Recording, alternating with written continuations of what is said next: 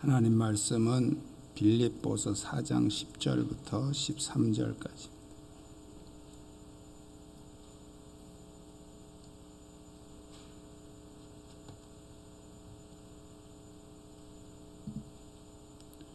빌립보서 4장 10절부터 13절까지 한 절씩 교독하겠습니다.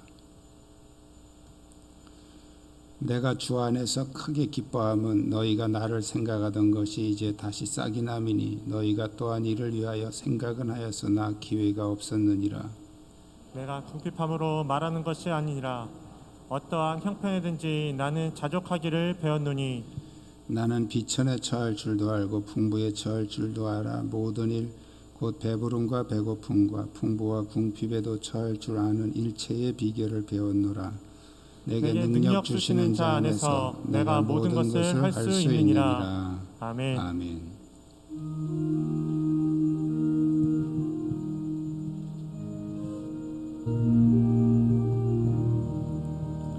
은혜가 풍성한 하나님을 믿는 자 한 사람 한 사람 어제도 오늘도 언제든지 평창고 보호해 주시네.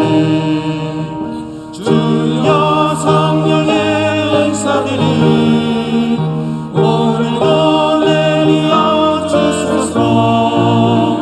성령의 뜨거운 불길로서 오늘도 충만케 하소서.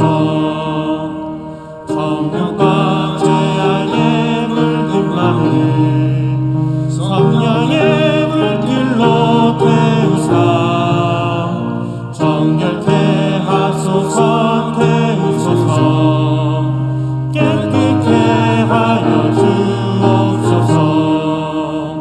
주여 성령의 은사들이 오늘도 내려 주소서.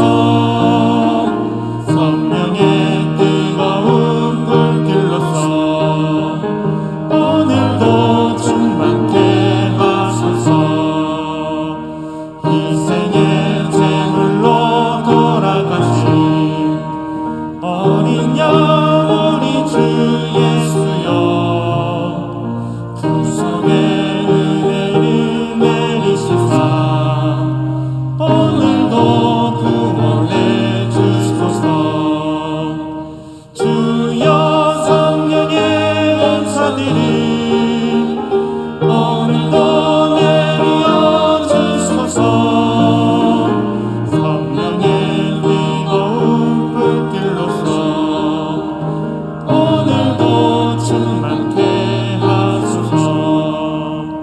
주님의 기쁘신 은혜만을 세상에 널리 전하리니 하늘의 능력과 권세로서 오늘도 입혀 주옵소서. 주여 성령의 은사들이 오늘도 내려 주소서. 성령의 뜨거운 불길로서 오늘도 충만케 하소서.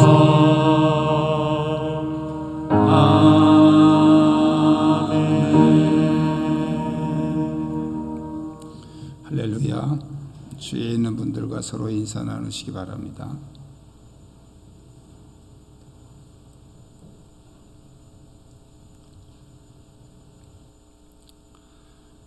능력이라는 말을 이제 사전을 찾아보면 일을 감당해낼 수 있는 힘, 그렇게 나와 있어요. 어떤 일을 해낼 수 있는 힘, 그걸 이제 능력이라고 그럽니다. 우리가 살아가는 과정에는 많은 능력이 필요합니다. 그래서 오늘은 그리스도인이 세상을 이겨나가는 능력이 무엇인지 우리가 같이 말씀을 통해서 함께 생각해 보려고 합니다. 우리 한번 따라하겠습니다. 기뻐하는 것이 능력입니다. 우리가 살아가면서 이렇게 환경 속에서 우리를 기쁘게 하는 일들이 많이 있습니다. 저는 그 2021년도에 참 감사하고 기쁜 게 제가 목회하면서 아기가 제일 많이 태어난 것 같아요.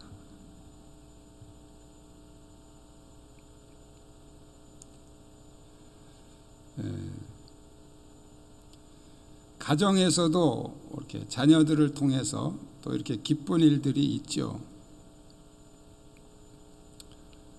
그러나 이런 기쁨은 우리가 참 기쁨이라고 할 수 없습니다. 유통기한이 너무 짧고요. 또 자주 오지 않기 때문이에요. 이런 환경이나 사건을 통해서 우리가 기쁨을 채우려고 한다면 그런 사건이 계속 이어져야 되는데 그건 불가능하거든요. 그래서 우리는 참 기쁨이라고 할 수가 없습니다. 진정한 기쁨은 바로 예수 그리스도와 관계를 통해서 오는 것이라는 거예요. 오늘 바울은 크게 기뻐한다라는 말을 주 안에서라고 이렇게 전제를 하고 있어요. 주 안에서 크게 기뻐한다. 그 이유는 빌립보 교회 성도들이 선물 보낸 걸로 인해서 이제 다시 관계가 회복되었는데 바울이 말씀하는 것은 그 선물이 아니라는 거예요. 그 선물 이전에 그리스도와의 관계라는 것입니다. 빌립보 교회 성도들이 바울에게 선교비를 보내고 선물을 보내는 것은 바울의 어떤 것 때문이 아니고 바로 예수 그리스도 때문이라는 거예요. 바울이 빌립보 교회의 교인들을 생각하는 것도 예수 그리스도 때문이고 빌립보 교회 성도들이 바울을 생각하는 것도 예수 그리스도 때문이라는 거예요.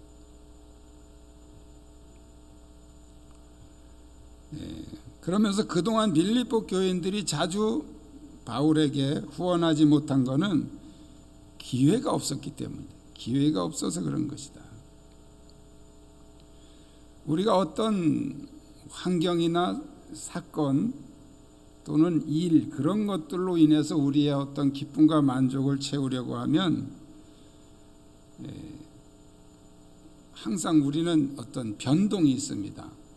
잘 될 때는 기쁘고 안 될 때는 또 이렇게 힘이 빠지고 낙심하고. 현대 교회의 그 문제가 이제 마르다 증후군이라고 합니다. 마르다 증후군이 뭐냐면 성경에 보면 마르다와 마리아 얘기가 나오죠. 예수님이 방문했을 때 마리아는 예수님 앞에서 말씀을 듣고 있었고 마르다는 열심히 뭘 준비하는 거예요. 예수님을 위해서 많은 것들을 준비하는 거죠. 그래서 분주하고 바쁘고 또 힘들고. 그게 뭐가 문제냐면 자기 혼자 할 수 있을 때는 괜찮아요. 그런데 조금 좀 힘이 붙인다, 또 조금 무리하다 그러면 이제 그 영향이 다른 사람에게로 갑니다. 그래서 마리아를 원망하게 되고 그 다음에 이제 주님한테도 항의를 하죠. 마리아가 이렇게 앉아 있는데 내가 이렇게 바쁜데 왜 좀 도와주라고 안 합니까? 이렇게 이제 예수님을 불편하게 했죠. 자, 교회가 어떤 사역 중심, 일 중심, 어떤 사업 중심 이쪽으로 이제 막 이렇게 몰고 가게 되면 이 마르다 증후군이 옵니다. 그래서 좀 하다가 지쳐요. 지치면 그때부터 이제 다른 사람을 불편하게 하고 또 이제 예수님에게 또 원망을 하게 되고 그런 결과가 온다는 거예요. 한국 교회가 신자들이, 예수 믿는 사람들이 신앙생활이 그렇게 막 즐겁고 기쁘질 않고 좀 따분하고 또 어떤 때는 또 지루하고 힘들고, 그런 거는 어떤 관계 중심으로 가지 않고 일 중심으로 가서 그런 거예요. 열심히 할 때는 뭐 이렇게 뭐 하는 것 같고 되는 것 같고 신이 납니다. 그런데 좀 하다 보면 지쳐요. 지치면 그때부터 이제 여기저기 문제가 일어나기 시작하죠. 그래서 다른 사람들을 아주 불편하게 합니다. 이게 마르다 증후군이에요. 일에다가 초점을 맞추지 말고 우리는 어디다 초점을 맞춰야 되냐면 주님께 초점을 맞춰야 됩니다. 그 사건에서 예수님이 마르다를 오히려 책망을 하시죠. 오히려 마리아를 책망해야 해줄 줄 알았는데, 야, 네 언니 그렇게 바쁜데 나가 좀 도와줘야지. 넌 앉아서 놀기만 하느냐. 이렇게 했어야 마르다가 이제 속이 시원한데, 오히려 마르다를 책망하면서 마리아는 이 좋은 편을 택하였다라고 예수님 말씀하시죠. 마리아가 좋은 편을 택하였다는 게 뭘 말하는 걸까요? 여러 가지 의미로 우리가 해석할 수 있지만, 이게 관계 중심이냐 일 중심이냐 그 얘기예요. 마르다는 일 중심의 사역자였죠. 그러나 마리아는 관계 중심이었어요. 우리 안에 진정한 기쁨, 참된 기쁨이 우리 안에 지속되기를 원한다면 우리는 관계 중심으로 가야 됩니다. 그 관계 중심이 어떤 인간관계가 아니고 예수님과의 관계, 예수님에게 초점을 맞추라는 거예요. 그럴 때 우리는 이 기쁨의 능력을 회복할 수 있다는 것입니다. 그리스도인의 능력은 바로 그 주 안에서 항상 기뻐하는 것입니다. 그게 능력이에요. 이 능력이 여러분에게 넘치시길 축복합니다. 여러분, 신앙생활이 즐겁고 행복해야 됩니다. 사명에 겨워서 억지로 끌려가면 힘들어요. 금방 병들어요. 그러니까 우리는 즐겁고 기쁘게 신앙생활 하려면 어디다 초점을 맞춰야 되냐면 예수님에게 초점을 맞춰야 됩니다. 관계 중심, 예수님과의 관계에다가 신경을 많이 쓰시라는 거예요. 할렐루야. 두 번째 능력, 따라합니다. 적응하는 것이 능력입니다. 사람의 환경은 항상 바뀝니다. 변합니다. 젊을 때 부유하게 살던 사람이 좀 나이 들어서 가난해지기도 하고, 반대로 젊을 때 가난했어도 또 나이 들어서 이제 부유해지기도 하고, 아버지 대에는 마을에서 거부였는데 아들 대에 가서는 또 다 말아먹고 가난해지기도 하고, 또 그 반대가 되기도 하고, 모든 일이 잘 풀릴 때도 있지만 또 안 될 때도 있어요. 그 환경에 우리가 흔들리지 않는 게 적응력이죠. 적응력. 그래서 어떤 환경에서도 올바로 대처하는 법을 터득해야 된단 말이죠. 일이 잘 될 때 올바로 처신하지 못하면 우리는 교만해서 범죄하게 됩니다.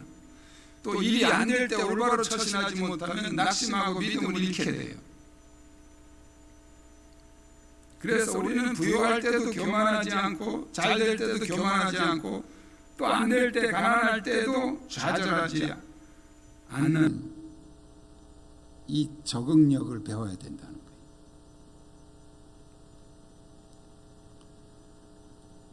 우리 인생에서 경험은 가장 위대한 스승이죠. 오늘 본문에서 바울은 이런 인생의 경험 속에서 일체의 비결을 배웠노라, 이렇게 고백을 하고 있습니다. 비천에 처할 줄도 알고 풍부에 처할 줄도 알아. 모든 일 곧 배부름과 배고픔과 풍부와 궁핍에 처할 줄도 알아. 아는 일체의 비결을 배웠노라. 이게 적응력이에요. 적응력. 어떤 상황에서도 그 상황에 맞게 적응할 수 있는 능력. 그것은 저절로 배워지는 것이 아니고 많은 삶의 과정에서 특히 고난이라는 수업료를 톡톡히 지불하고 배우는 것이죠. 오늘 본문에 보면 11절에 내가 궁핍함으로 말하는 것이 아니니라 어떠한 형편에든지 나는 자족하기를 배웠노라. 여기 자족이라는 말이 나오는데 이 자족이라는 단어는 이제 헬라적인 사상에서는 자기 스스로 마음을 다스리고 적응하는 그런 의미로 사용되고 있습니다. 그러나 바울은 여기서 자족이라는 말을 그런 자기 스스로 마음을 조절하는 그런 뜻으로 쓴 게 아니고 주님을 의지하는, 하나님을 의지하는 그런 믿음에서 온다는 의존적인 의미에서 이 자족이라는 용어를 사용하고 있습니다. 다시 말씀드리면 우리가 자족하기 위해서 우리 자신의 마음을 다스리고 심리적을 강화를 주는 것이 아니고 바로 하나님을 의지하는 믿음의 강화를 줘야 된다는 거예요. 믿음을 강화시켜야 된다는 거예요. 그래야 이 자족하는 마음이 온다는 것입니다. 그리스도인의 능력은 바로 이 주 안에서 자족하며 적응하는 그것이 바로 그리스도인의 능력이라는 것입니다. 이 능력이 여러분에게 넘치시길 축복합니다. 세 번째는 따라합니다. 감당하는 것이 능력입니다. 세상에서 인간처럼 대단한 능력을 가진 존재는 없습니다. 하나님 다음이 인간이니까. 현대 문명을 우리는 사람이 다 이렇게 발전시킨 거 아니에요? 근데 우리 같은 사람은 따라가기도 어려워요. 뭐 하나 이렇게 기껏 열심히 배워놓으면 또 새로운 게 나와서 그것도 열심히 배워놓으면 또 새로운 게 나와. 미처 따라가지를 못해요. 그래서 수시로 이제 그 젊은 애들한테 물어보는 거예요. 어떻게 하냐, 어떻게 하냐. 컴퓨터의 기능도 뭐 수없이 많은데 그거 뭐 그냥 거의 못 쓰죠. 우리는 그냥 필요한 것만 조금 쓰고. 요즘 스마트폰도 마찬가지고요. 그래서 필요한 것도 제대로 못 써요. 저는 이제 최근에 아주 편리한 걸 하나 배웠는데, 그 뭐 어디 마트나 뭐 어디 이렇게 들어가려고 그러면 다 막아놓고서 이렇게 뭐 적으라고 그러잖아요. 개인 정보 적으라고 그러고 온도 체크하고. 뭐 귀찮아서 어딜 못 다니겠어요. 가는 데마다 막아놓고 이걸 뭘 하라고 그러니까 뭐 전화를 하라고 그러고. 그래서 이제 온도 체크하고 이거 쓰기 싫어서 이제 QR 코드로 이렇게 하는데 QR 코드도 이렇게 찾아 들어가려면 한참 걸려요. 근데 또 어떤 날은 또 그 인증하라고 또 인증번호 보내주고 막 되게 귀찮아요. 근데 이 QR 코드를 아주 쉽게 하는 방법을 가르쳐 주더라고요. 저희 큰애가. 알려드려요? 저는 깜짝 놀랐어요. 이렇게 쉬운 방법이 있는데 맨날 이거 열어가지고 찾느라고 한참씩 헤매고. 보여드려야지. 이 카톡방으로 들어가서 2번만 딱딱 이렇게 흔들면 됩니다. 그럼 QR코드가 탁 떠요. 뭐 아시는 분들이야 뭐 나 옛날에 알았는데 그러지만 모르시는 분들은 그런 방법이 있었구나. 제가 몰라서 쓰니까요. 너무 간단한 거예요. 그냥 탁탁 2번만 흔들면 돼. 그럼 바로 탁 뜹니다. 그럼 이렇게 비치고 들어가면 돼요. 너무 많은 것들이 개발되고 만들어져 있는데도 우리는 미처 따라가지도 못합니다. 이게 다 누가 만든 거예요? 사람들이 만든 거잖아요. 인간은 정말 대단한 능력을 가지고 있는 거예요. 저는 요즘엔 뭐 어디 못 가지만 외국 여행 이렇게 옛날에 갈 때 이렇게 보면 정말 이해가 안 되고 납득이 안 되는 게, 그 비행기에다 사람들을 싣고 가는데 그 큰 비행기는 한 500여 명, 탑승자가 한 500여 명 됩니다. 그 500여 명이 그냥 빈몸으로 가는 게 아니에요. 전부 다 짐을 이렇게 싣고 가요. 그럼 그 어마어마한 짐이 다 거기 들어가요. 그 무게가 엄청난 무게 아니에요? 그런데 그 어마어마한 쇳덩어리가 싱 하고 하늘을 날아서 미국도 가고 독일도 가고,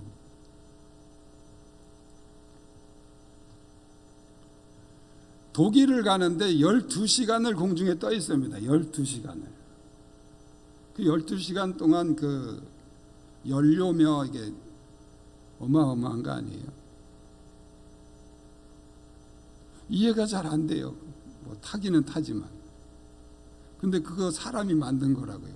하나님이 만드신 게 아니에요. 그러니까 이게 대단한 거예요. 사람의 능력이. 그럼에도 불구하고 인간의 능력은 제한적입니다. 할 수 있는 것도 많지만 또 할 수 없는 것도 많습니다. 미국이 전 세계를 흔들 만큼 어떤 그런 경제력이나 그런 문명을 가지고 있지만, 그런 힘을 가지고 있지만, 해마다 미국이 쩔쩔매고 힘들어하는 게 있어요. 해결하지 못하는 거. 토네이도입니다. 토네이도. 한 해도 그냥 갈 데가 없어요. 뉴스에 나오잖아요, 해마다. 이 토네이도가 한번 지나가면요, 그 지나간 자리가 초토화되는 거예요. 2010년도에 우리나라에도 태풍 하나 세게 왔죠. 무슨 콤파스인가 뭐였어요. 그때 저 서산에 있을 때 서해안 지역을 강타하고 지나갔는데요. 그 어마어마한 소나무가 다 꺾였어요. 다. 그냥 무슨 옥수수 때 꺾이듯이 전부 다 싹 그냥 지나간 자리가요. 근데 이걸 사람의 힘으로 어떻게 못합니다. 일본도 해마다 지진 때문에 사람들이 긴장하고, 태풍 때문에 1년에 몇 차례씩 이 태풍이 오잖아요. 근데 우리나라는 감사해야 되나, 이런 경우는 어떻게 해야 되나. 어쨌든 이게 오다가 일본 한번 탁 때리고 옆으로 슥 빠져요.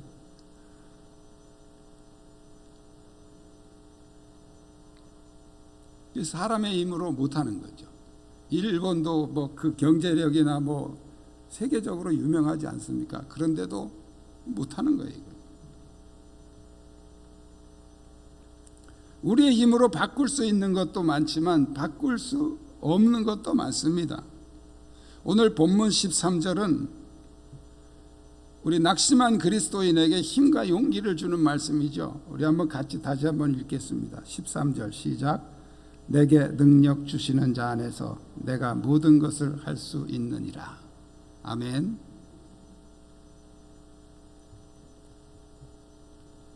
문제는 한국 그리스도인들이 가지고 있는 능력에 대한 개념입니다. 능력에 대한 개념. 우리 한국인들은 어려서부터 가장 많이 들은 게 도깨비 얘기하고, 우리 전래 동화에 보면 어떤 생각지 못한 기적들이 일어나서 어떤 문제가 해결된 이런 얘기들이 굉장히 많아요. 흥부놀부 얘기나 이런 전래 동화에.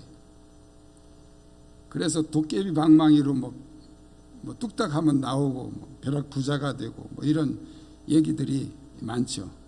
이것이 사실은 그냥 어렸을 때 들은 하나의 재미있는 얘기 같지만 그것이 우리 민족의 어떤 그 사상을 형성하는 거예요. 그래서 한국인들이 유독 좋아하는 게 대박이라는 단어예요. 대박 났대. 대박 터졌대. 그리고 한국에서 잘 되는 게 주식 투자하고 또 뭡니까? 복권 사업이 복권.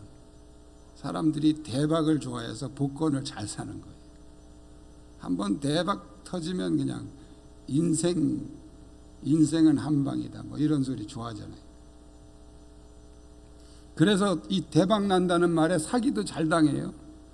근데 여러분, 사기꾼들이 대박 난다고 속일 때 대박 난다고 하면 그 무조건 사기인 줄 아세요.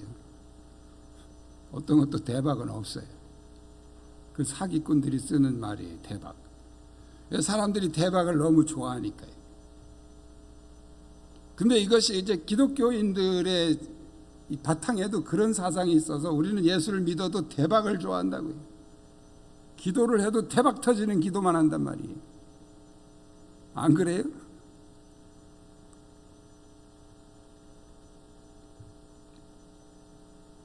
그래서 이 빌립보 4장 13절 말씀, 모든 것을 할 수 있느니라, 이것 때문에 우리는 다 된다 이렇게 해석을 해버린다는 거죠. 다 된다.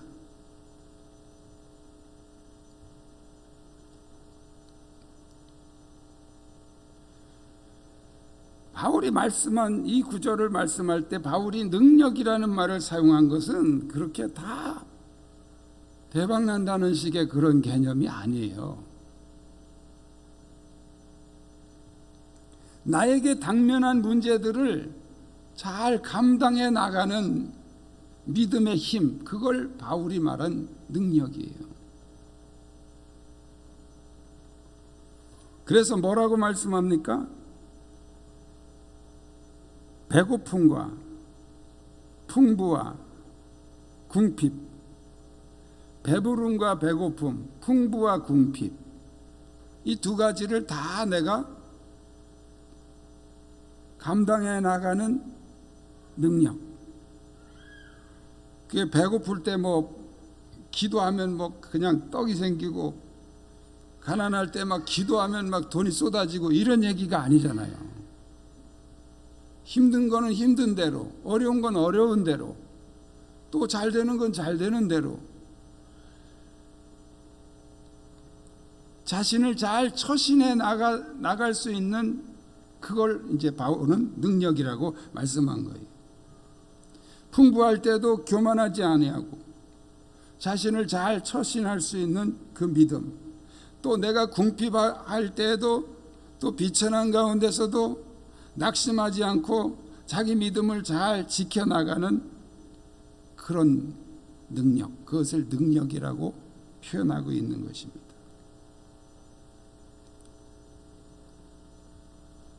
예수님은 죽은 자를 일으키시고, 뭐 병자들 고치시고, 뭐 파도를 잔잔하게 하시고, 또 떡 5개로 5,000명 먹이시고, 얼마나 많은 능력들을 행하셨습니까? 우리 한국인들이 좋아하는 능력이 바로 그런 거라고요. 그런 거. 기도하면 한 방에 그냥 환자가 벌떡 일어나고, 아픈 곳에 통증이 싹 사라지고 막 이런 거. 근데 예수님이 십자가에서 죽으셨어요. 그 능력만 하신 예수님이 십자가에서 죽으셨어요. 왜? 능력을 다 쓰고 이제 능력이 소모돼 가지고 능력이 없어서 죽으셨습니까? 베드로가 한 번 설교할 때 3,000명씩 해결했어요. 엄청난 능력이죠. 우리 한국 교회가 그런 능력을 사모하면서 우리 교회도 막 그렇게 되기를 막 기도하지 않습니까? 그런데 여러분, 스데반은 설교하다가 돌에 맞아 죽었어요. 왜? 능력이 없어서? 설교를 얼마나 무능하게 했으면 돌에 맞아 죽었을까? 그렇게 해석합니까? 아니잖아요. 베드로가 3,000명을 회개시킨 것도 능력이고, 스데반이 돌에 맞아 죽은 것도 능력입니다. 예수님의 그 어마어마한 사역도 능력이고, 십자가의 죽으신 것도 능력이에요. 이 두 가지를 포함해서 능력이라고 해석을 하고 있는 거예요. 근데 우리는 우리가 좋아하는 것만 능력이라고 생각하니까 그게 문제라는 거예요.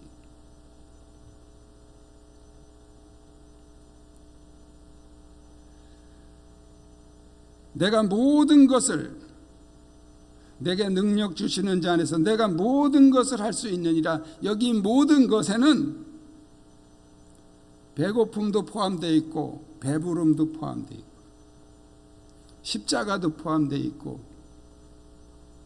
기적도 포함되어 있는 거예요. 베드로의 회개시킨 그 사건도 포함되어 있고 스데반의 돌에 맞아 죽은 그 사건도 이 모든 것에 포함이 되어 있다는 거예요.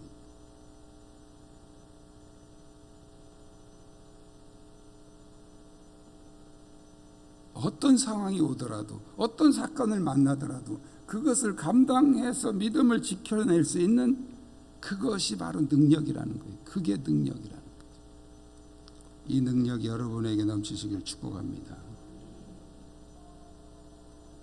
바울이 13절에서 모든 것이라는 그 단어를 쓸 때 뭘 전제로 하고 있냐면 내게 능력 주시는 자 안에서라는 말을 전제로 하고 있다는 거예요. 다시 말씀드리면 우리의 모든 능력은 오직 예수 그리스도 안에서만 나타난다는 것입니다.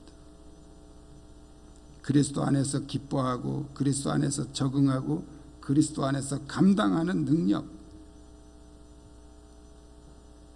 이 능력을 소유하시는 여러분 되시기를 주님의 이름으로 축복합니다. 기도하겠습니다.